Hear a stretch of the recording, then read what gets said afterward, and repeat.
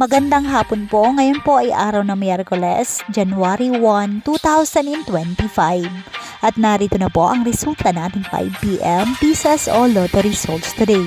At para po sa draw natin ngayon ay ang 3D Lotto at ang 2D Lotto. At para po sa Lotto more updates, pasubscribe na lang din po sa aking channel at pahit na din ako ng notification bell.